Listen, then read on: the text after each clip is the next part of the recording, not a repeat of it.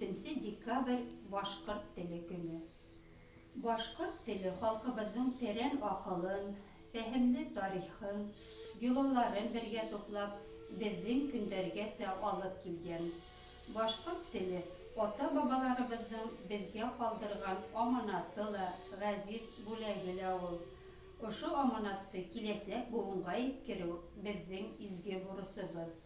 Хәзер һеҙгә билдәле шағир, яҡташыбыҙ Рәшит Шәкүрҙең «Башҡорт телендә һөйләшәм» исемле шиғырын уҡып ишеттерәм. Башҡорт телендә һөйләшәм. Башҡорт телендә һөйләшәм, башҡорт телендә. Минең йөрәк тамырҙарым башҡорт ерендә.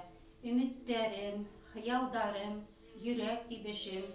Киң Уралым, йырлап аҡҡан һинең инешең. Алыҫ-алыҫ яңғыраған моңло йырҙарым, мең инеште бергә йыйған көмөш һыуҙарың. Яуҙар сапҡан ҡулдарыңдың көсө беләктә, ҡайғылары, шатлыҡтары минең йөрәктә. Күпме ҡайғы, күпме шатлыҡ күрһә тыуған ер.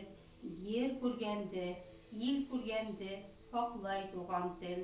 Миллион кеше күкрәгендә күкрәй ул бөгөн. Көрәш теле, хаҡлыҡ теле, йәнем ул минең. Туған телем, һин халҡыңдың был тауышы, быуаттарҙан быуаттарға ҡанат ҡағышы.